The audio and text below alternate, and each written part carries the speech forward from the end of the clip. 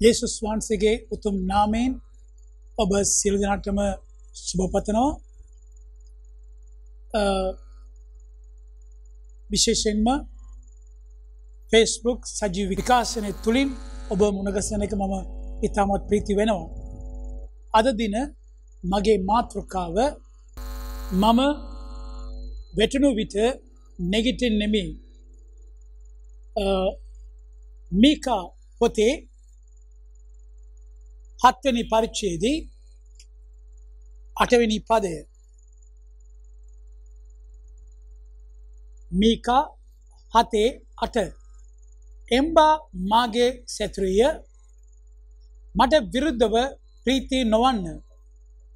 මම වැටුණු විට නැගිටින්නේ නෙමෙයි. මා අඳුරෙහි හිඳන කල ස්වාමින් වහන්සේ මට එළියක්ව සිටිනසේක. මෙතන මීකා කියනවා එම්බා මාගේ සත්‍රිය මට විරුද්ධව ප්‍රීති නොවන්න. මම වැටුණු විට නැගිටින්නේ නෙමෙයි. මා අඳුරෙහි හිඳන කල ස්වාමින් වහන්සේ මට එළියක්ව සිටිනසේක.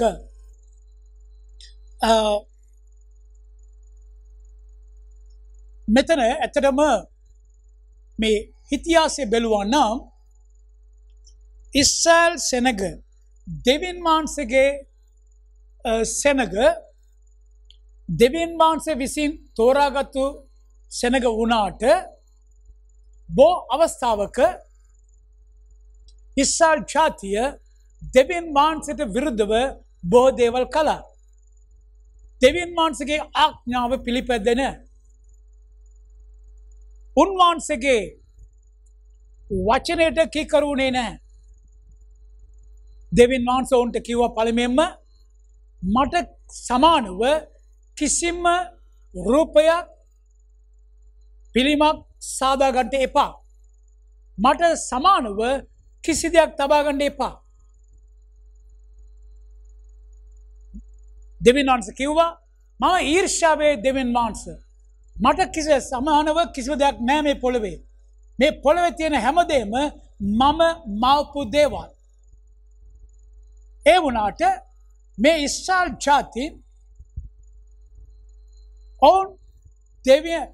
ඔවුන් දෙවියන් වහන්සේට විරුද්ධව රූප සාදාගෙන නමස්කාරන පටන් ගත්තා.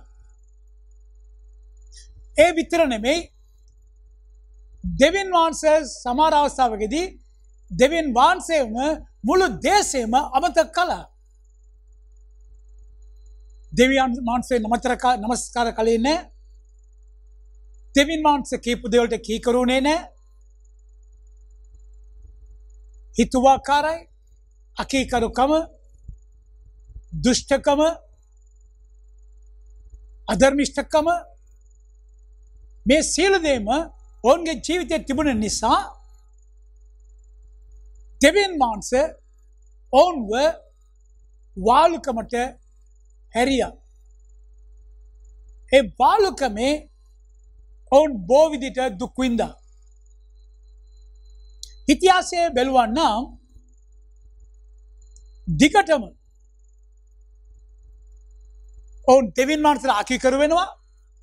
දෙවියන් වහන්සේ වාලුකමට ඔවුන්ව පත් කරනවා. ඊට පස්සේ දෙවියන් වහන්සේ දෙය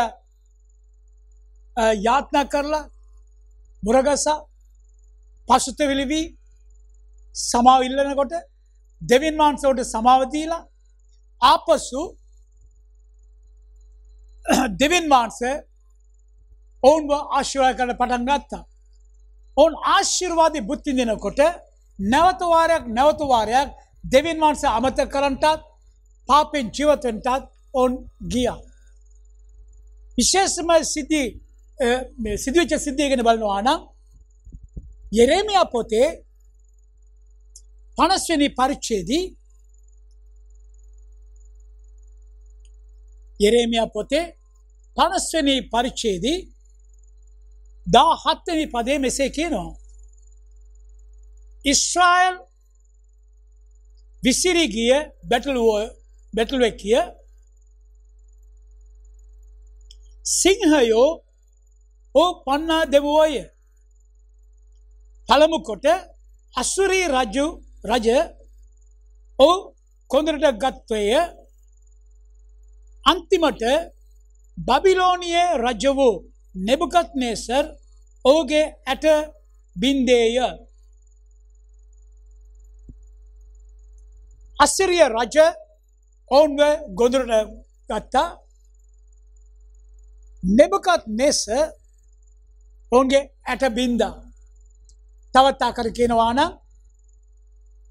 ඉස්රායල් ජාතිය දෙවියන් වහන්සේට විරුද්ධව මරොණ්ඩු කරගෙන අකීකරු වී තමන්ට ඕන දේ කරගෙන පාපෙන් ජීවිතය ඉගෙන රූප වලට නමස්කාර කරගෙන දෙවියන් වහන්සේව අමතක කරපු නිසා දෙවියන් වහන්සේ අසිරියාගේ රජය තමයි. අසිරිය කියන්නේ මේ කාලේ ඉරාකය. ඒ කාලේ අසිරිය කියලා අඳුනාගත්තා. ඒක මේ කාලේ ඉරාකය. මේ රජතුමා සේනාව ගෙනල්ලා ඉස්රායල් ජාතින්ව වාල්කමට ගෙනිච්චා. තිබුණ හැමදේම විනාශ කරලා අවශ්‍ය දේවල් ඕන අරගෙන ඔවුන් පාළුවට පත් කළා. ඒ වාලුකමේ ගේක පමණක් නොවේ. දෙවැනි සාරයේ බයිබලයේ කියනවා ඔවුන් බබිලෝනිය වාලුකමට නෙබුකත්නේසර්ගේ වාලුකමට නැවතරක් දෙවියන් වහන්සේ ඔවුන්ව බාර දුන්නා. නෙබුකත්නේසර් මෙතන කියනවා ඔවුන්ගේ 60 බින්දා කියලා. ඒ කියන්නේ අසිරිය රජතුමා විසින් අත්හැරපු ඉතුරු වුණ දේවල් නෙබුකත්නේසර් ඒ වෙලාව සම්පූර්ණයෙන්ම නැති කළා. ඇත්තටම දෙවියන් වහන්සේ ඉස්රායල් ජාතිව තෝරාගෙන බෝ පොරොන්දුව දුන්නා. ආරක්ෂාව පොරොන්දුව, සතුරන්ට විරුද්ධ සටන් කරන්නට පොරොන්දුව, සඵලත්වය, සුවය, බෝ දේවල් ඉස්රායල් ජාතින්ට සතුටෙන් බුද්ධ විඳින්න පුළුවන් බෝ ආශිර්වාදය දෙවියන් වහන්සේ පොරොන්දුව දුන්නා. නමුත් ඔවුන්ගේ අකීකරු වීම නිසා, මුරණ්ඩුකම නිසා දෙවියන් වහන්සේ ඔවුන්ව සතුරුන්ගේ අතට බාර දුන්නා. අද බෝ දෙවියන් වහන්සේගේ දරුවෝ මෙවැනි දේවල්ට මුහුණ දෙන්නේ ප්‍රධාන හේතුව දෙවියන් වහන්සේගේ වචනට අකීකරුයි, ඔවුන්ගේ ජීවිතය ගන්නා වූ වැරදි තීරණ දේවල්. මෙතන අසිරිය රජතුමා කියලා කියනකොට අසිරිය වාලුකම කියනකොට අසිරියා කියනවා නම් ඇත්තටම වැරදි පියවරක් අරගෙන ඒකෙන් ගමන් කිරීම. අසිරියා කියන අර්ථය වැරදි පියවරක් අරගෙන එතනින් ගමන් කිරීම. බාබිලෝනිය කියනවා නම් වියවුල් භාවය. ඉතින් අපගේ ජීවිතයේ වැරදි පියවරක් අරගෙන ඒ ගත්ත පියවරෙන් ඒ වැරදි මාර්ගයකින් යනවා නම් මගදී අපගේ ජීවිතය වියවුල් භාවයේ ඇති වෙනවා. එදා ඉස්රායල් ජාතියට ඒක සිදු වුණා. අද දෙවියන් වහන්සේගේ දරුවන්ට ඒක සිදු වෙනවා. අපගේ ජීවිතයේ වැරදි පියවර ගන්න අවශ්‍ය නැහැ. මන්ද බයිබලයේ කියා තිබෙනවා රෝම පොතේ 8 වෙනි පරිච්ඡේදයේ රෝම පොතේ 8 වෙනි පරිච්ඡේදයේ හalleluya 14 වෙනි පද කියනවා මක්නිසාද දෙවියන් වහන්සේගේ ආත්මයන් වහන්සේ විසින් ගෙන යනු ලබන යම් පමණ දෙනෙක් ඇද්ද එපමණ දෙනා දෙවියන් වහන්සේගේ පුත්‍රයෝය. මක් නිසාද දෙවියන් වහන්සේ ආත්මයන් වහන්සේ විසින් ගෙන යනු ලබන යම් පමණ දෙනෙක් ඇද්ද එපමණ දෙනා දෙවියන් වහන්සේගේ පුත්‍රයෝය. මෙතනින් බයිබලයේ පැහැදිලිව කියා තිබෙනවා අපි දෙවියන් වහන්සේගේ මඟ පෙන්වීම අරගෙන ඒකෙන් ගමන් කරන්න යන්න පුළුවන් කියලා. දෙවියන් වහන්සේගේ ආත්මයන් වහන්සේගේ විසින් ගෙන යනු ඔබගේ ජීවිතය කවුද ගෙන යන්නේ? යක්ෂයාද දෙවියන් වහන්සේද? එසේ නැත්නම් ඔබව ගෙන යන්නේ ඔබ තෝරාගත්තු මාර්ගය ඔබගේ මිත්‍රයන්ද නැත්නම් ඔබගේ පවුලේ අයද? එසේ නැත්නම් කවුරකරි මිනිසෙක්ද? ඔබ යේසුස් වහන්සේව පුද්ගලික ගැලුම් කාට පිළිඅරගෙන සිටනවා නම් ඔබව ගෙන යන්න ඕනේ ආත්මෙන් වහන්සේ. ඔබ ගන්න පියවර ආත්මෙන් වහන්සේ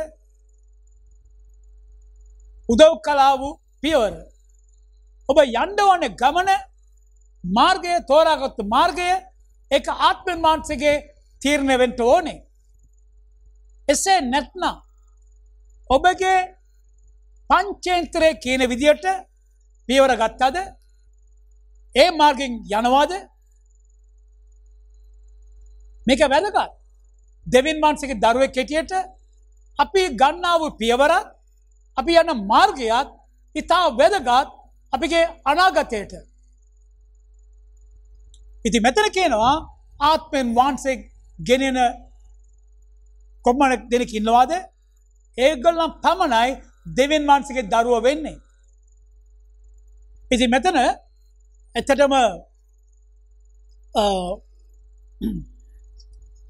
බොහෝ ක්‍රිස්තියානි අය දෙවියන් වහන්සේගේ දරුවෝ වැරදි පියවර අරගෙන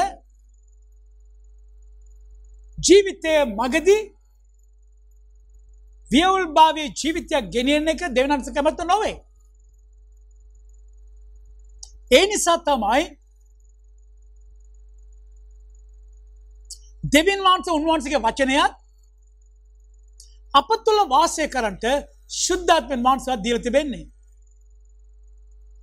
ශුද්ධාත්ම වහන්සේ මඟ පෙන්වනවා නම් අපිට ගන්න පුළුවන් හරි තීරණය, හරි පියවර අපගේ කාරණා සම්බන්ධ කුමක් හෝ වේවා. උන්වහන්සේ අපිට උපකාර වෙනවා. right? දැන් මෙතන මේ ඉස්රායල් ජාතීන් ඒක ගන්න තීරණය ගැන සුළු කොට සලකා තමන්ට ඕන විදිහට තීරණ අරගෙන ඇත්තටම ජීවිතේම විනාශ කරගෙන සිටියා. මම මෙතන තව දෙයක් කියන්න කැමතියි. පසුබට වුණා වූ දෙවියන් වහන්සේ කවුරු දෙවියන් වහන්සේගේ දරුවෝ කවුරුක් වේවා. පසුබට වුණා වූ දෙවියන් වහන්සේගේ දරුවා එයා ඉන්න තත්ත්වය එවිලා එයාගේ ජීවිතයේ වැරදි පියවර අරගෙන වැරදි මාර්ගයකින් ගමන් කරපු නිසා එයා වියවුල් භාවයකින් ඉන්නේ. ඒ පසුබට වෙච්ච එකනා තමන් ගත්තා වූ තීරණය ගත්තා වූ පියවර වැරදි කියලා හඳුනාගෙන පසුතැවිලි වී නැවත වාරයක් දෙවියන් වහන්සේ ළඟට එවිත් හරි පියවර අරගෙන හරි මාර්ගයේ ජීවිතය ගොඩනගුවා නම් අනිවාර්යෙන්ම සමාදාන ජීවිතයක් ගොඩනගන්න පුළුවන්. බලන්න ඉස්රායල් ජාතික ජීවිතය බලනකොට ඒගොල්ලන් ඇත්තටම දෙවියන් වහන්සේට හැම වෙලෙම අකීකරුවේ සිටියේ. ඒගොල්ලන් රූපවල පිටිපස්ස දිව්වා. රූපවල නමස්කාර කරන්න පටන් ගත්තා. තමන්ව සතුරු කරන විදියට පංචේන්ද්‍ර කුමත් කිව්වද ඒ හැංගීම් බරව තමන්ගේ ජීවිතේ ගොඩනැගෙව්වා. ඔවුන් දෙවියන් වහන්සේ විරුද්ධව හැම වෙලේම පව් කළා. දෙවියන් වහන්සේ මොනවද කරන්න එපා කිව්වේ? ඒක තමයි කළේ. දෙවියන් වහන්සේව ඒගොල්ලන් ගරු කළේ නැහැ, ගෞරවය දුන්නේ නැහැ, සුළු කොට සැලකුවා. ඒගොල්ලන්ගේ ජීවිතේනොත් බොහෝ අවස්ථාවක දෙවියන් වහන්සේවම මෙවුන් කාර්යාව, මිදුම් කාර්යාව සම්පූර්ණයෙන්ම අමතක කළා. ඒ පමණක් නොවේ. ඔවුන්ගේ පුද්ගලික ජීවිතය ගත්තා නම් දුෂ්ට ජීවිතය. දුෂ්ටකමින් පිරලා සිටියේ. අධර්මිෂ්ඨ ජීවිතය. දෙවියන් වහන්සේ ඉදිරියේදී පිළිකුල් ජීවිතය. ඒ නිසා තමයි දෙවියන් වහන්සේ අවශ්‍ය වුණා ඔවුන්ට හොඳ පාඩමක් උගන්වන්න ඕනේ කියලා සතුරාගේ අතට බාර දුන්නේ. සතුරාගේ අතට බාර දුන්නාම ඔවුන් වාලුකමට ගෙනිච්චා. වාලුකමේ ජීවිතය විලා අන්ධකාරයේ ජීවිතය. මෙවැනි අවස්ථාවකදී ඇත්තටම කියනවා නම් වාලුකමේ කතා කරනවා ටිකක් වැඩි විස්තර කරන්න මට වෙලාවක් නැහැ. වාලුකමේ විලා ප්‍රධානවම පඩි නැතුව මානසික වෙලා වැඩ කරන්න ඕනේ. නිදහසක් නැහැ. විවේකයක් නැහැ. හිතන විදිහට ආහාර ලැබෙන්නේ නැහැ. ආරක්ෂාව නැහැ. විශේෂයෙන්ම කාන්තාවන්ට, මනුෂ්‍යයන්ගේ භාර්යාවන්ට, ගෑනු ළමයින්ට කිසිම ආරක්ෂාවක් නැහැ. වාල්කමේ ඉන්නකොට කවුරු වාල්කමට ගත්තාද ඔවුන් එවිලා ඔවුන්ව අර ළමයින්ව, ගෑනු ළමයින්ව, කාන්තාවන්ව ඕන විදිහට පාවිච්චි කරනවා. වාල්කමේ ඉන්න අයට කට හැරලා නීති කතා කරන්න බෑ. බොහෝ ප්‍රශ්න තියෙනවා වාල්කමේ ඉන්න අයට. එම නිසා මීකා කියනවා මාගේ සතුරා මාදය බලලා ප්‍රීති වෙන්න එපා, සතුට වෙන්න එපා.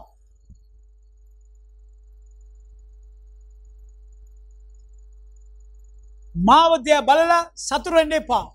తాවකාලිකව මම අඳුරේ සිටියාට මගේ දෙවියන් වහන්සේ මට ආලෝකය වෙනවා කියලා කියනවා. ඉතින් ඒ වචනය ඉස්රායල් ජාතින් හැමෝටම කියන්න බෑ. ඔවුන් පසුතැවිලි වුණේ නැත්නම් කවදාකවත් දෙවියන් වහන්සේ ඔවුන්ව මුදවන්නේ නැහැ. මේ වචනේ කියන්න පුළුවන් දේව භක්තිය තියෙන අයටත්, දෙවියන් වහන්සේට බය වෙන අයටත්, දෙවියන් වහන්සේට නමස්කාර කරන අයටත්, දෙවියන් වහන්සේට ගරු කරන අයට පමණයි කියන්න පුළුවන් සතුරා මාදය බලලා සතුට වෙන්න එපා, ප්‍රීති වෙන්න එපා. తాවකාලිකව මම අඳුරේ සිටක වාඩි වී සිටියාට මගේ දෙවියන් වහන්සේ මට ආලෝකය වෙනවා කියලා. මට ආන්න කැමති මේ ප්‍රශ්නේ. ඔබව වාලුකමේ තබාගන්න කාරණාව කුමක්දාද? ඔබව බන්ධනයේ තියාගෙන ඉන්න කාරණාව කුමක්ද?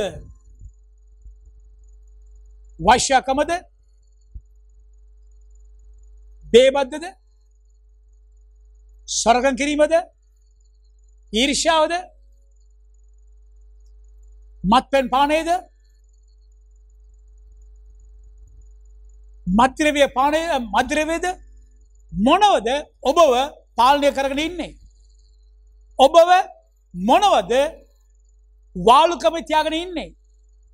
මට නිදහස නැහැ, මට සමාදානය නැහැ, මම ඉන්නේ බියවුල්භාවය කියලා ඔබ පිළිගන්නවාද? දෙවියන් වහන්සේ ප්‍රේමයයි, දෙවියන් වහන්සේ කරුණාවන්තයි. ඉතින් මම ගන්න තීරණය තමයි මම ඉන්න තත්වය.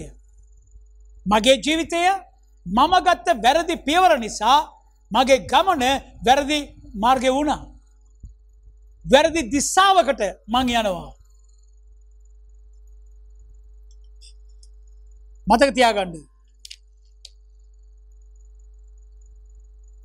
ඔබ ඉන්නේ තත්ත්වය කුමක්කෝ වේවා. මීකා කියනවා මම తాවකාලිකව තමයි අඳුරේ ඉන්නේ. මේක ජීවිත පුරාටම නෑ කියලා එයා දෙවියන් වහන්සේ විශ්වාස කරපු නිසා එම ධෛර්ය ලෙස වචනේ පාවිච්චි කරනවා. ඔබ ඉන්න තත්ත්වය කුමක්කෝ වේවා. ණයබරවට වාළු වෙලා ඉන්නවාද? ලෙඩ රෝගවලට වාළු වෙලා ඉන්නවාද? ජීවිතේ පෞල් ප්‍රශ්නයට වාළු වෙලා ඉන්නවාද? මොනද ඔබ වාල් කරගෙන ඉන්නේ? ඒ කුමක්කෝ වේවා ඒක తాවකාලිකයි. ඔබ දෙවියන් වහන්සේව අද විශ්වාස කරනවා නම් මේ දේශනාවට එවුකම් දෙන මේ මොහොතදීම දෙවියන් වහන්සේ ඔබගේ ජීවිතයට ආලෝකය උදා කරයි. සකරියා පොතේ 4 වෙනි පරිච්ඡේදයේ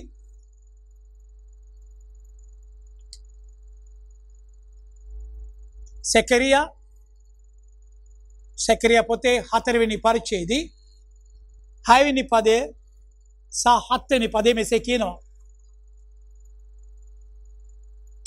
එකල ඔහු මට උත්තර දෙමින් සෙරුබාබේලට ස්වාමින් වහන්සේගේ වචනය මෙය. එනම් බලයෙන්වත් ශක්තියෙන්වත් නොව මාගේ ආත්මයන්න්ය සේනාවල ස්වාමින් වහන්සේ කියනසේක. එම්බා මහත් කන්ද නුඹ කවුද?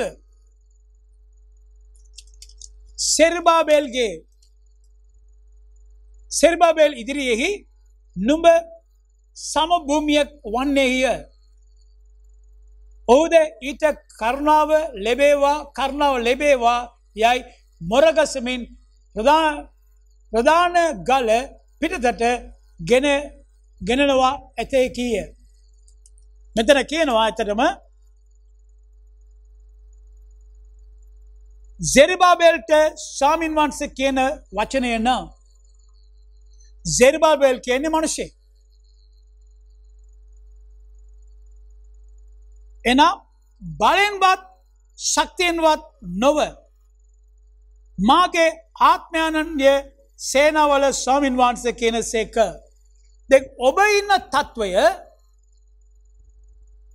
ඔබගේ ඉදිරියේ විශාල කන්දක් තිබුණාට බයිබලයේ කියා තිබෙනවා කඳු ගැන කතා කරනකොට බොහෝ අවස්ථාවකදී මනුෂ්‍යයන්ට තිබෙන ප්‍රශ්න ගැන මාක් සුභාරංචේ 11 වෙනි පරිච්ඡේදයේ 23 වෙනි පදයක කියනවා.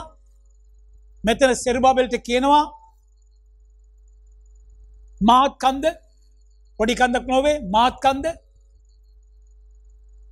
යක්ෂයා විසින් අපට ගේන සීලම ප්‍රශ්න කරදර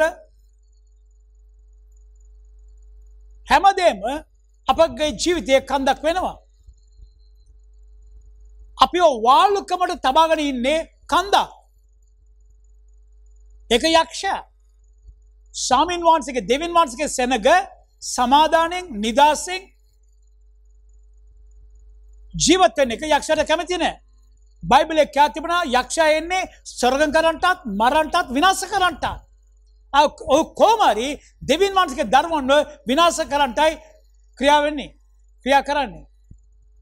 මෙතන ඒකේ නිදාස ලබා ගන්න ඕනේ නම් ඔබගේ අන්ධකාරයේ ආලෝකයේ උදා වෙන්න ඕනේ නම් දෙවියන් වහන්සේ කියනවා මේක බලයෙන්වත් ශක්තියවත් නොවේ. බලයෙන්වත් ශක්තියෙන්වත් නොව.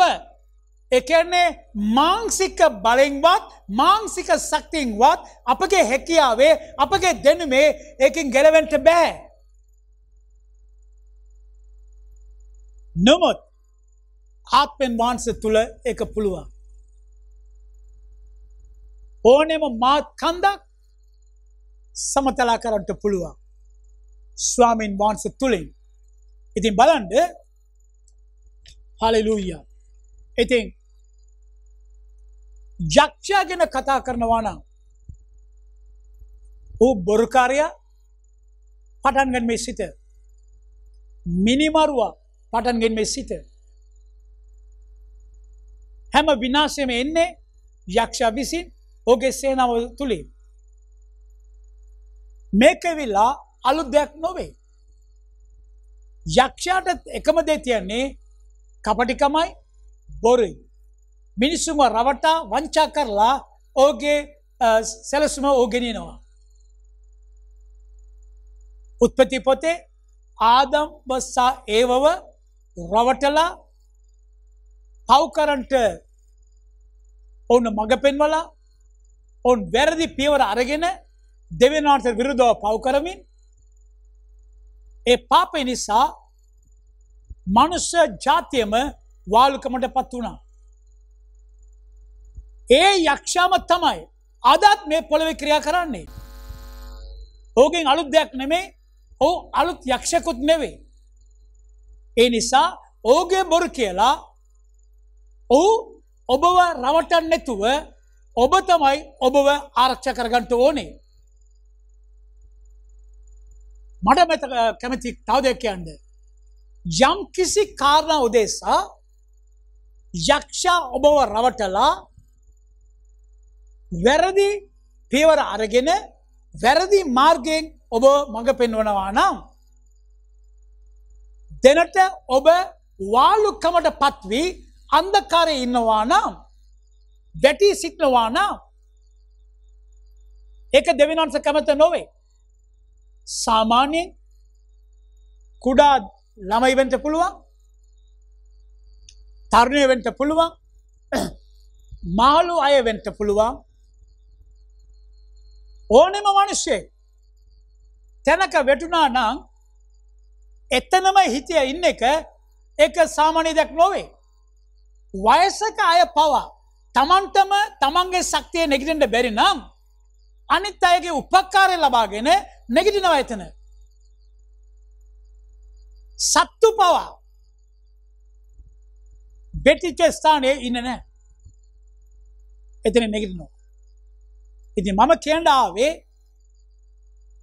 ඔබ බුද්ධිමත් දෙවියන් වහන්සේගේ දරුවෝ. ඔබව යක්ෂයා වටලා වාලුකමේ තියාගෙන ඉන්නවා නම් ඒ වාලුකමේ ඉන්න එක දෙවියන් වහන්සේ කැමති නොවේ. දෙවියන් වහන්සේ කියනවා එතනින් නැගිටපන්න කියලා. right? මතක තියාගන්න. අද ඔබ වාලුකමේ ඉන්නවා නම් පළමුවෙන්ම ඒක ඔබ ගත්ත වැරදි පියවර යන මාර්ගය වැරදි මාර්ගය. ඉතින් සමහර ක්‍රිස්තියානි ඉන්නවා මේවත්. තමන් වැරදි තීරණ අරගෙන වැරදි මාර්ගයෙන් යන්න නිසා වියල් භාවයේ පිරි ජීවිතයක් ගෙනියන්නේ. අලාභය විනාශය හැමදේම සිදු වෙනවා. එවැනි අවස්ථාවකදී සමහර ඉන්නවා දෙවියන් වහන්සේ දොස් කියාගෙන දෙවියන් වහන්සේට බැනගෙන දෙවියන් වහන්සේ නරකයි එහෙම කියන ඉන්නවා. මං කියන්නේ දෙවියන් වහන්සේ නෙමෙයි ඒක. ඔබ ගත්ත වැරදි පියවර. ඔබ ගත්ත ඔබ යන මාර්ගයේ වැරදි මාර්ගය. ඉතින් පළමුවෙන්ම දෙවියන් වහන්සේට වැරදි කියන ඉස්සෙල්ලා ඔබගේ හදවතට ඔබ වැරදි කියලා පුරුදු වෙන්න. ඒක ඔබගේ වැරදි නිසා තමයි ඔබගේ තත්වය මේ විදිහට තිබෙන්නේ. බලන්න. හalleluya. ඉතින් ලුක් සුභාරංචියේ 15 වෙනි පරිච්ඡේදයේ 11 වෙනි පදයේ සිට 32 වෙනි පදයේ දක්වා අපි කියවනවා නම් එතන කියනවා යේසුස් වහන්සේ අකීකර පුත්‍රයාගේ උපමාව. මේ අකීකර පුත්‍රයා වෙලා පියාගෙන් තමන්ගේ කොටස ඉල්ලගෙන දුර ගමනක් යනවා. දුර ගමන ගිහිල්ලා තමන් ගෙනියන සල්ලි ඔක්කොම පාපේ ජීවත් වීගෙන වැරදි විදියට වීදම් කළා නාස්ති කළා.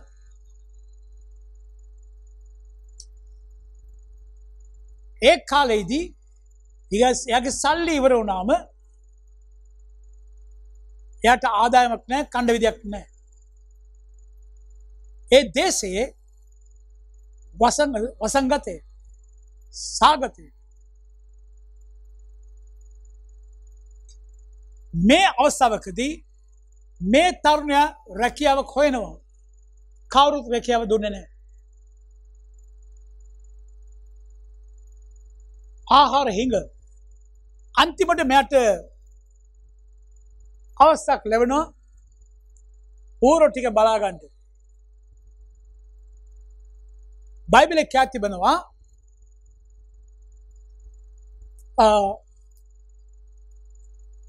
ඌරන්ගේ ආහාරයෙන් කාලා තමන්ගේ බඩ පුරවන්න කියලා ආසාව වුණා. ඒත් කවුරුත් එයාට දුන්නේ නැහැ. එයා බඩගින්නේ. එයා කියන වචනය බයිබලයේ කියති තිබෙනවා ඒ තත්වයේදී එයා කල්පනා කළා මගේ තාත්තගේ නිවසේ වැඩකාරයෝ කී දෙනෙක් හොඳට කාලා බීලා සතුටින් ඉන්නවාද? මම එයි මේ වගේ බඩගින්නින් ඉඳලා මැරෙන්න ඕනේ. යාට සී කල්පනාව ආවෙන් පස්සේ බයිබලයේ කියනවා එයා වහම එතන නැගිටලා පියාව හොයාගෙන නැවතවරක් ගෙදරට එනවා. ඒක මට කියන්න කැමති කාරණා දෙකක්. ඕගේ සී කල්පනාවට එයා ආව ගමම්ම එයා ඒ ස්ථානයේ වාඩි වෙලා හිටියේ නැහැ. කමන්නේ මොනව කරන්නද? මගේ සල්ලි ඔක්කොම මං අරගෙන පියා ගෙදරට ආව නේද? මෙතනින් කමන්නේ මැරෙනකන් ඌරගේ කැමවත් කාගෙන ඉමු. එසේ නැත්තම් මෙතන මැරලා යමු කියලා වාඩි වෙලා හිටියේ නැහැ. එයාට කැමති නැහැ එතන විනාශ වෙලා යන්න, නැති වී යන්න. එයාට දන්නවා එයාගේ පියා ප්‍රේමවන්ත පියා. ඉතින් මෙයාගත වැරදි පියවර නිසා, තෝරාගත්තු වැරදි මාර්ගය නිසා මේ තත්ත්වයට පත් වුණා. දෙවියන් වහන්සේගේ දරුවා ඔබ කවුරු වේවා. ඔයා හිතන තත්ත්වය බලන්න, ඔය ඉන්න ස්ථානය බලන්න. ඒක සුදුසු ස්ථානයක්ද? සමාදානයේ ජීවිතයේද? නැත්තම් ව්‍යවුල්භාවී ජීවිතයේද? නැත්තම් ආහාර නැතුව විනාශ වෙන ජීවිතයේද? වාලුකමේ ජීවිතයේද? අන්ධකාරයේ ජීවිතයේද කියලා හොයලා බලන්න. එසේනම් අපගේ දෙවියන් වහන්සේ කරුණාවන්ත දෙවියන් වහන්සේ. මතක තියාගන්න පසුබට වෙලා එතනින් ඉන්නවා නම් දෙවියන් වහන්සේ උපකාර වෙන්නේ නැහැ. පසුතැවිලි වෙලා දෙවියන් වහන්සේ ළඟට එනවා නම් දෙවියන් වහන්සේ අනිවාර්යෙන්ම උපකාර වෙනවා. යා පියාගේ නිවසට ආවන් පස්සේ අන්ධකාරයේ තත්ත්වේ නැති වී ආලෝකය උදා වෙන්න පටන් ගත්තා. හිතෝපදේශ 24:16 කියනවා. හිතෝපදේශ 24:16 මක්නිසාද ධර්මිෂ්ඨයා සත්වරක් වෙටුනත් නැගිටින්නේය. නමුත් දුෂ්ටයෝ විපක්තිය කරනු කොටගෙන වෙටි යන්නෝමේය. මක්නිසාද ධර්මිෂ්ඨයා සත්වරක් වෙටුනොත් නැගිටින්නේය. දෙවියන් වහන්සේ මේ ධර්මිෂ්ඨයට දෙවියන් වහන්සේ කරුණාව තිබෙනවා. ධර්මිෂ්ඨයා සත්වරයක් වැටුණත් හරි ආපසු නැගිටින්න පුළුවන්. ඔබ එක්කෝ උන්වහන්සේගේ වචනය දැනගන්න නැති නිසා වෙටි සිටින්න පුළුවන්. ශුද්ධාත්මාංශගේ මඟ පෙන්වීම නැති නිසා වෙටි සිටින්න පුළුවන්. පළමුවෙන්ම ඔබ වෙටි ඉන්නේ කියලා ඔබ හඳුනාගෙන දෙවියන් වහන්සේගේ කරුණාව සොයනවා නම් ඔබ ඉන්න ස්ථානයේ නැගිටින්න පුළුවන්. යේසුස් වහන්සේව පුද්ගලික ගැලවුම් කාර්යය පිළිගත්ත හැමෝම නැගිටින්න පුළුවන්. right? එක සැරයක් නොවේ 7 සැරයක් බයිබලයේ කියවා තිබෙනවා. ඒ වගේම බලන්න ගීතාවලියේ 37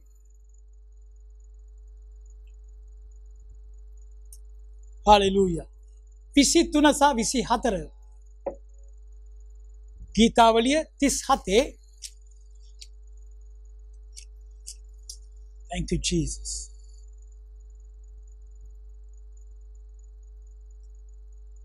විසිතුන මෙසේ කියනවා මනුෂ්‍යගේ ගමන් ස්වාමීන් කරුණු කොටගෙන ස්ථිර වේ. උන්වහන්සේ ඔහුගේ මාර්ගය ගැන ප්‍රීති වනසේක. මනුෂ්‍යකුගේ ගමන් එතන කියත වෙන්නේ පියවර.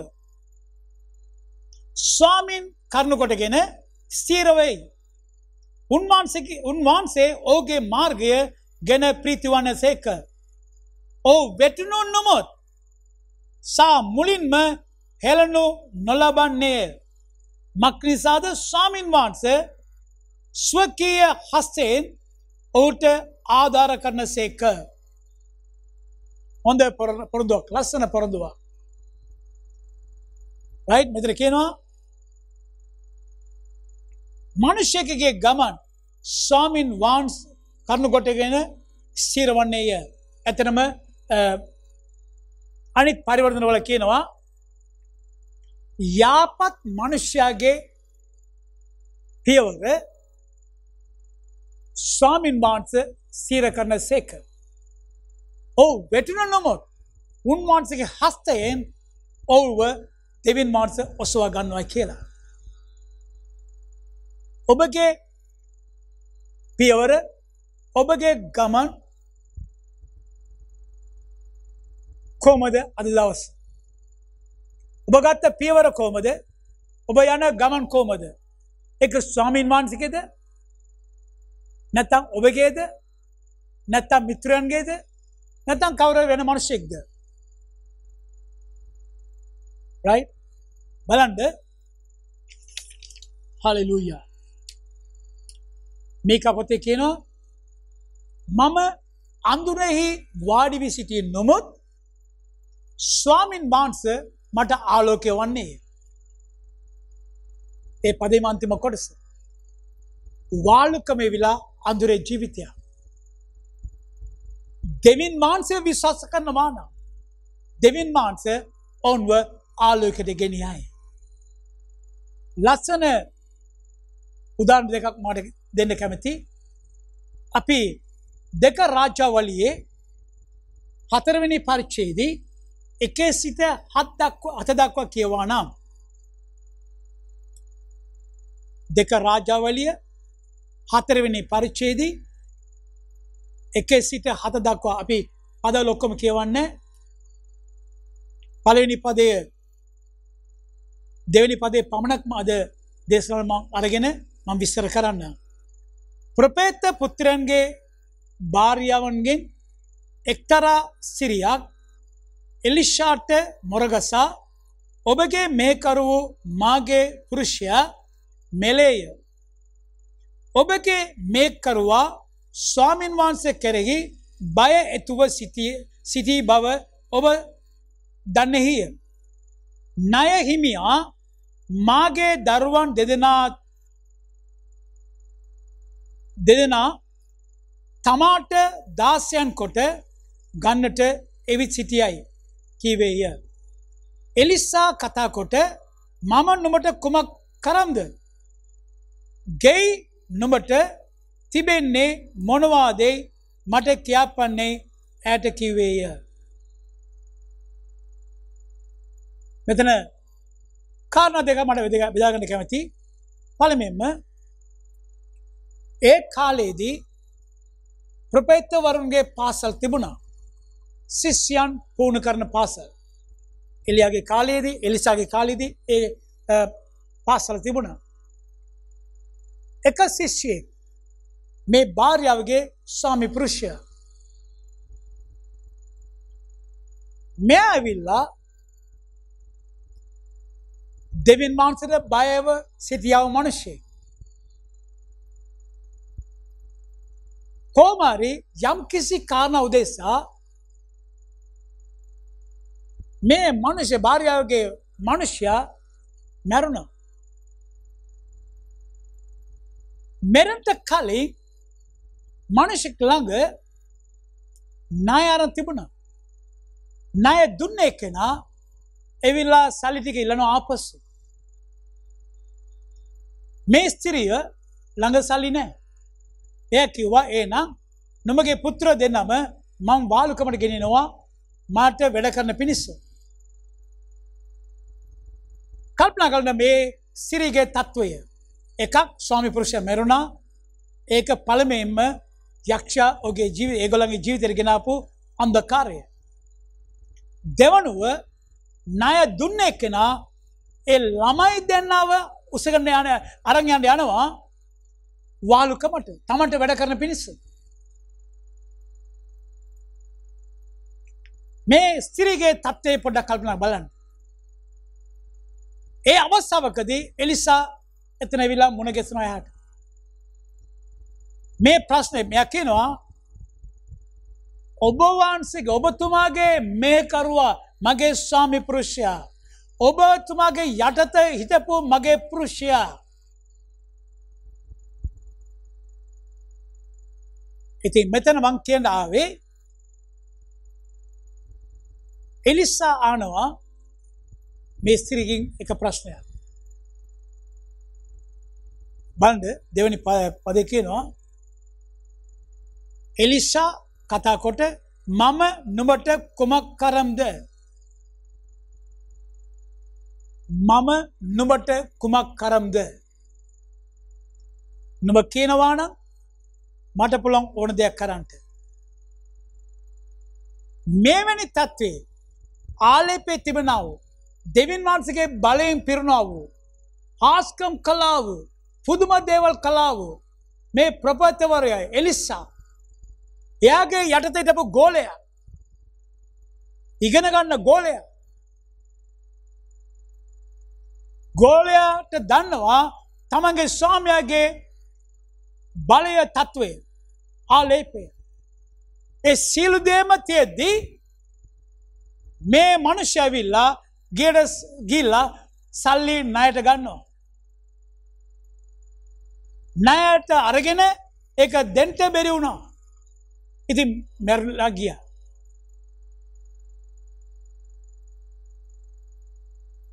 අද බොහෝ ක්‍රිස්තියානියා ඉන්නවා එයාගේ තත්වයේ. දෙවියන් වහන්සේගේ දේවල්, දෙවියන් වහන්සේගේ බලය, දෙවියන් වහන්සේගේ ආලේපය, දෙවියන් වහන්සේගේ වචනය ගැන සුළු කොට සලකන අය. නමට වාඩි වෙලා, නමට එවුම්කම් දීලා, නමට ගමන ගෙනියනවා. තමගේ ජීවිතයේ ගැඹුරට බලවා නම් ලෝකේ ඉන්න ගැලවෙ නොලෝපු පව්කාරයන්ගේ ජීවිතය වගේ ඇති. කිසිම වෙනසක් නැහැ. විසඳුම තියෙන ස්ථානෙම ඔවුන් විසඳුම ලබා ගන්න නැතුව හිස්ව යනවා. හිතනකොට කනගාටුයි. දෙවියන් වහන්සේගේ දරුවෝ බොහෝ ඒ වගේ වාලුකම ඉන්නවා සුළු කොට සලකන නිසා. ඊට පස්සේ බලනවා එලිසා ආන දෙවෙනි ප්‍රශ්නය. ඔබ ළඟ කුමක්ද තිබෙන්නේ? ඒ ස්ත්‍රිය කියනවා මා ළඟ මොනවද කියන්නේ? බලන්න. තෙල් තුලාවක් මිස ගෙයි වෙන කිසිවක් ඔබගේ දාසියට නැතයි කියනවා. තෙල් කුලාවක් පමණක්. right? මේ තෙල් කුලාව පමණයි. සමහර දේව ධර්මාචාර්යෝ කියනවා හැම නිවසකම ඒ කාලේදී තෙල් කුලාව තිබුණාලු මිනිසුන්ව ආලේපය කරන්නට. ඉතින් එලිසා උපදේශ දෙනවා මේ ස්ත්‍රීට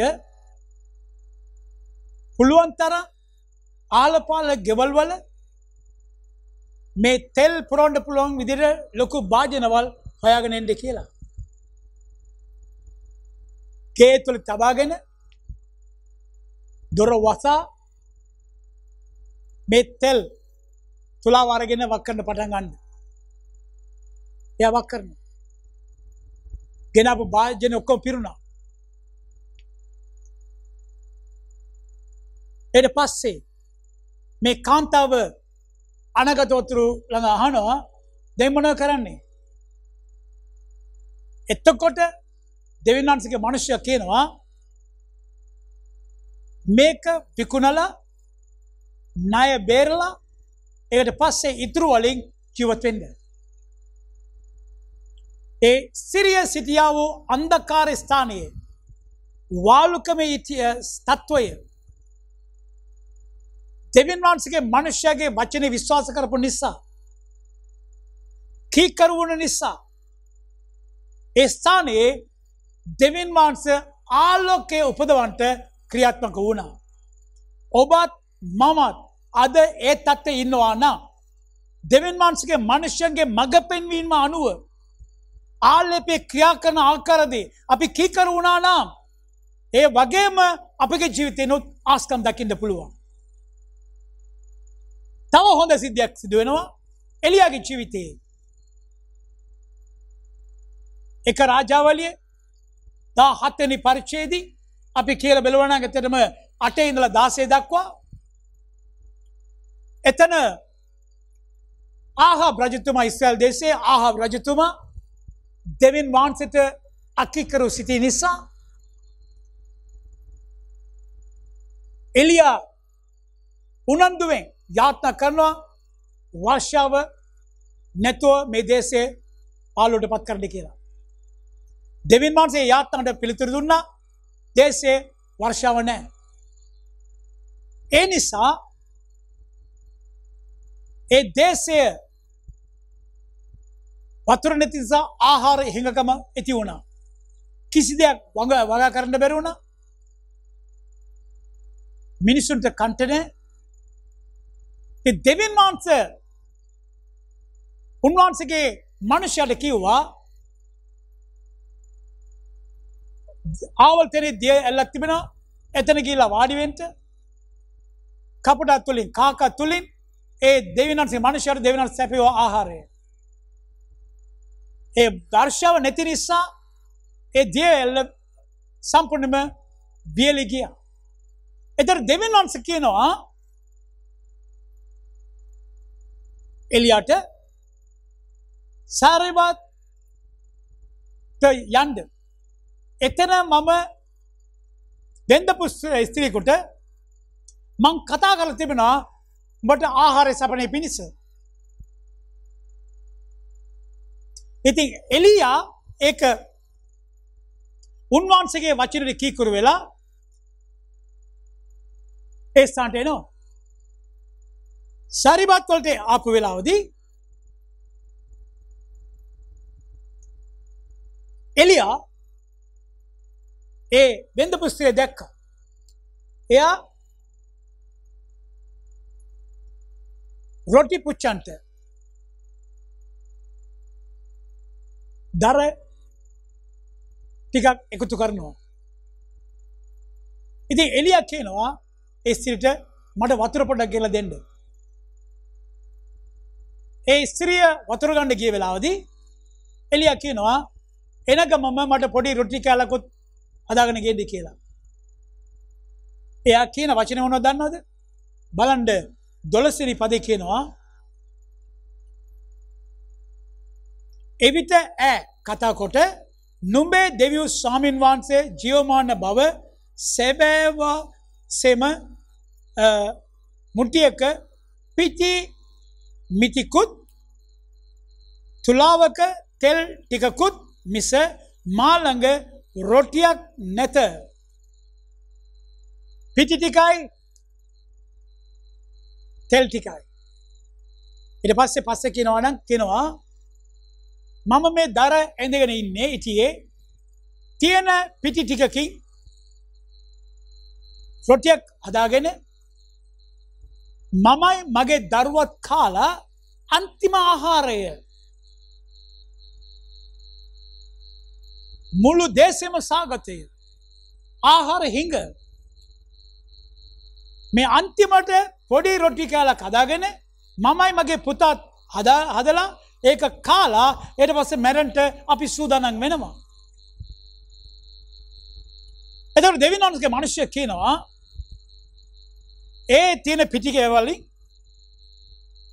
පොඩි රොටි කෑල්ලක් අදාගෙන මට ගේන්න පළමෙන්ම. ඊට පස්සේ නුඹත් නුඹගේ දරුවත් කන්න පුළුවන්. ඒ ස්ත්‍රිය කීකරු වුණා. කීකරු වුණා නිසා ඒ දෙවියන්සේගේ මිනිස්සු කියනවා මේ දේශයේ සාගතේ නැති වෙනතුරු නුඹගේ පිටි right අඩු වෙන්නේ නැහැ. right අඩු වෙන්නේ නැහැ.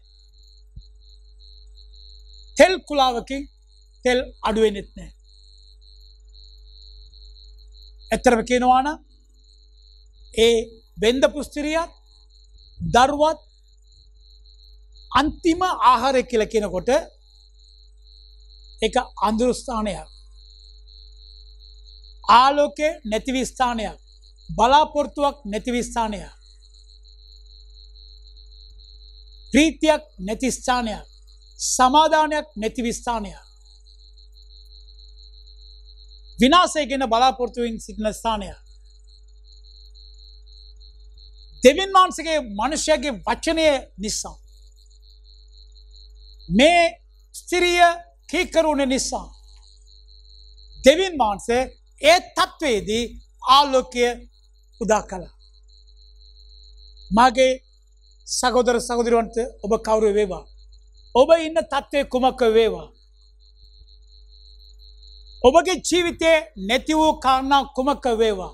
දෙවියන් වහන්සේට පුළුවන් ඔබගේ තත්වය ඔබ ඉන්න අන්ධකාරයේ තත්වයේ ආලෝකය උපදවන්නට.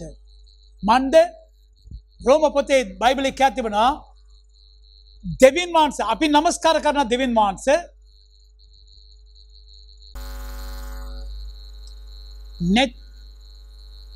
නැතිව තිබෙන දේ ඇති විදියට දෙවියන් වහන්සේ සඳහන් කරනවලු. නැති දේ ඇති දේ මින් සඳහන් කරනවා දෙවියන් වහන්සේ. අන්ධකාරයේ ආලෝකය උපදවනවා දෙවියන් වහන්සේ. මරණයෙන් ජීවනය දෙන්නා දෙවියන් වහන්සේ. ඒ නිසා අදරමත්පත් වෙන්න එපා. සමහර විට ඔබගේ ජීවිතයේ තිබුණා සතුට සමාදානය නැති වී තිබෙන්න පුළුවන්. අද දෙවියන් වහන්සේ විශ්වාස කළා නම් ඒ සතුට සමාදානය දෙවියන් වහන්සේ පුළුවන් ආපසු ලබා දෙන්නට. නිදහස, සුවය, සඵලත්වය, මිදීම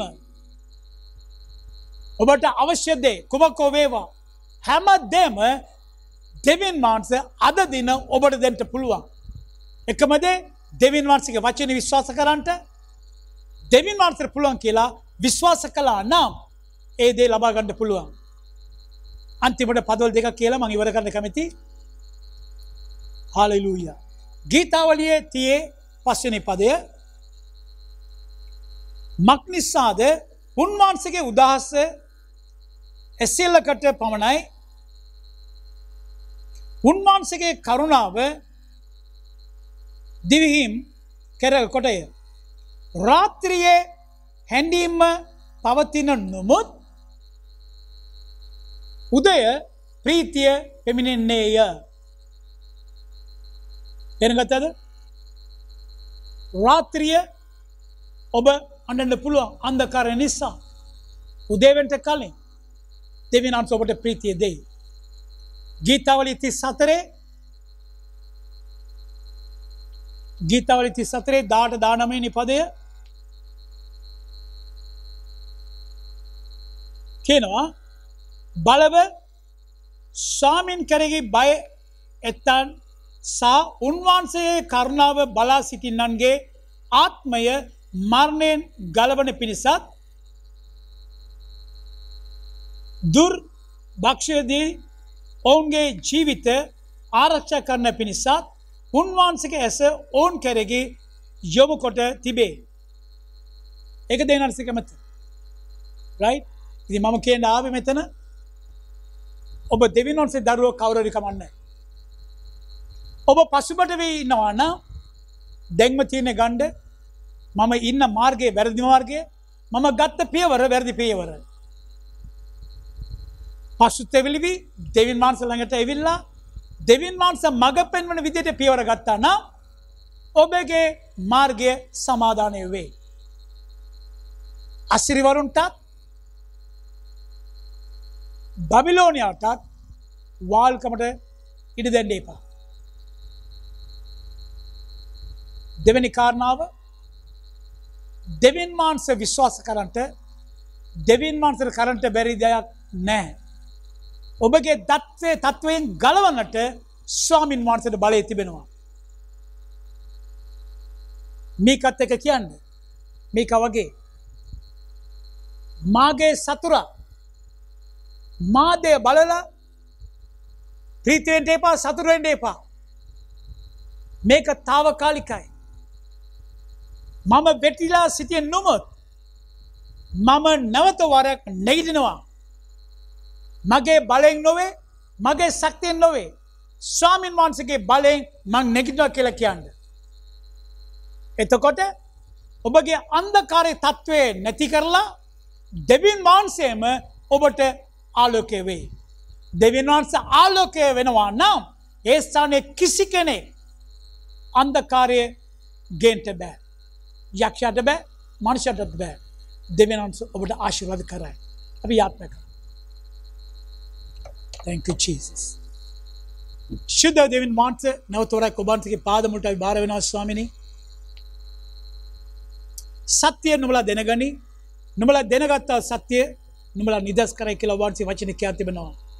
අද දින මගේ දේශනාවට එවුම් කොන්දනාව ඔබ වහන්සේගේ දරුවෝ සියලු දෙනා ඔබ වහන්සේ බාර කරන ස්වාමීනි. ඔබ වහන්සේගේ දරුවෝ මොන වගේ අන්ධකාරයෙන් ඉන්නවා කියලා මට දන්නේ නැහැ. නමුත් ඔබ වහන්සේගේ වචනේ කියා තිබෙන පරිදි ඔවුන් ගත්තා වූ වැරදි පියවර නිසා ඔවුන්ගේ ගමන වැරදි ගමනක් නිසා වියල්භාවී ජීවිතයේ ඔවුන් ඉන්නේ. නමුත් ඔවුන් ඒ තත්ත්වයෙන් මුදා ඔවුන්ගේ අඳුරු ජීවිතයේ ආලෝකය උදා කරන්නට ඔබ වහන්සේ කරුණාවන්තයි ඔබ වහන්සේ බලවන්තයි කියලා අපි විශ්වාස කරනවා. මේ මොහොතේදී ඔබ වහන්සේ දිහා බලලා ඔබ වහන්සේට කන්නලා කරනා වූ සියලුම දේව දරුවෝම මේ මොහොතේදී ඔබ වහන්සේගේ හස්තයේ තබා ඔවුන් මුදවන්ට කියලා මං යේසුස් වහන්සේගේ නාමයෙන් ඉල්ලනවා. ඔවුන්ට ඔවුන්ගේ ජීවිතේ නැති වුණු දේ සියලු දේම නැවත වරක් ලබා ගන්නට සතුට සමාදානයේ සාහනය නැවත වරක් ඔවුන්ගේ ජීවිතේ පිරෙන්නට සුවය එන්නට සඵලත්වය එන්නට මම යේසුස් වහන්සේගේ නාමයෙන් අණ කරනවා. ඔබ වහන්සේ ඒ දේ ඔවුන්ගේ ජීවිතේ කල නිසා ස්තුතිවන්ත වෙනවා. මේ සීල් දෙම ඉල්ලන්නේ අපේ ගැලවුම් කරු යේසුස් වහන්සේගේ නාමයෙන්. ආමේන්. මේ ස්ථානයේ මගේ දේශනාවට එවුම්කන් දුන්නා ඔබගෙන් කවුරු හරි යේසුස් වහන්සේ මෙපොණකල් පිළි නොඅරගෙන සිටිනවා නම් මේ මොහොත ඉතා වටිනා මොහොත. අපිට දන්නේ නැහැ අපි මැරෙන්නේ කවදා කියලා. බයිබලයේ කියා තිබුණා මරණය වෙලා අවසන් නොවේ.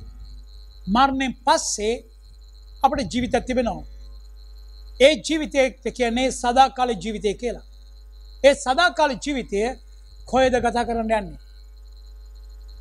බයිබලයේ කියා තිබුණා තෙන් දෙකයි තියෙන්නේ. එකක් අපාය අනිත් එක ස්වර්ගය. අපේ අපාය වෙලා පැය 24ම සදා කාලයේම කෙලවරක් නැති ගින්න. අපායේ කිසි කෙනෙක් සතුටින් ඉන්න බෑ. ස්වර්ගයේ විලා ආසත් පොළවත් මව පාලනය කරනා වූ දෙවියන් වහන්සේගේ ස්ථානය. එතන සම්පූර්ණ සමාදානය සතුට ප්‍රීතිය ඔබ හිතන හැමදේම ඒ තිබෙනවා. අපාය දෙවියන් වහන්සේ මෙව්වේ මනුෂ්‍යයන්ට නොවේ. ඒ අපාය මවා තිබුණේ යක්ෂයාට ඔවුන්ගේ ගෝලයන්ට. අශුද්ධාත්මයට. ඒ නිසා අද දින පාලකතුමා මා වෙනුවෙන් යාඥා කරන්නට මම දෙවියන් වහන්සේගේ දරුවෙක් දරකම ලබා ගන්න ඕනේ. දෙවියන් වහන්සේගේ දරුවෙක් වෙන්න ඕනේ. දෙවියන් වහන්සේත් එක්ක සදාකාලික ජීවිතය මම ගත කරන්න ඕනේ. එමෙ කියනවා නම් කරුණාකර මා සමග මුළු හදවතින්ම මේ යාඥා කියන්න. ශුද්ධ දෙවියන් වහන්සේ ඔබ වහන්සේගේ පාදවලට මම බාර වෙමි. මම පව්කාරයෙක්. මගේ පාපය උදෙසත් සාපය උදෙසත් යේසුස් වහන්සේ කල්වාරි කුරුසේ පූජා වුණ බව මම විශ්වාස කරමි. ඔබ වහන්සේව තෙන්පත් කරමින් තුන්වෙනි දවසේ පියවොත් දෙවියන් වහන්සේ ඔබ මළවුන්ගෙන් නැගිටු බව මං හදවතේ විශ්වාස කරමි. මේ මොහොත පටන් යේසුස් වහන්සේ මගේ ස්වාමින් වහන්සේය. මගේ ගැලවුම්කාරයායි. යක්ෂයාට මගේ ජීවිතයේ කිසිම ඉඩක් නැහැ. මේ මොහොත පටන් මම විශ්වාස කරනවා මම නැවත ඉපදී ඉන්නේ මම දෙවියන් වහන්සේගේ දරුවෙක්. ස්වාමිනී මාව ගලවපු නිසා ස්තුතිවන්ත වෙනවා. මගේ යාඥාවට උත්තර දුන්න නිසා ස්තුතිවන්ත වෙනවා. යේසුස් වහන්සේගේ නාමයෙන්. ආමේන්. මේ යාඥා කර තිබෙනවා නම් මේ මොහොතේ පටන් ඔබ දෙවියන් වහන්සේගේ දරුවෙක් නැවත ඉපදී ඉන්නේ ඔබ දෙවියන් වහන්සේගේ රාජ්‍යයට අයිති. කරුණාකර මෙතනින් අත්හැරෙන්න එපා. ඔබගේ ආත්මික ජීවිතය ඔබ ගොඩනගා ගන්න ඕනේ. ඒ නිසා හොඳ බයිබලයේ උගන්වන ආත්මික සභාවක් හොයාගෙන යන්න. ඔබට එහෙම සොයාගන්න බැරි නම් කරුණාකර අපිත් එක්ක සම්බන්ධතාවයේ තබන්න. අපට පුළුවන් සුදුසු හොඳ ස්ථානයක් ඔබට ලබා දෙන්නට. යේසු පිටයි. නැවත වාරයක් ලබන සතියේ මේ වගේම මේ වෙලාවට තව දේශනාවකට එවුම්කන් දෙමු. එතකන් යේසුස් වහන්සේගේ නාමයෙන් ඔබට මම ආශිර්වාද කරනවා. ආමේන්.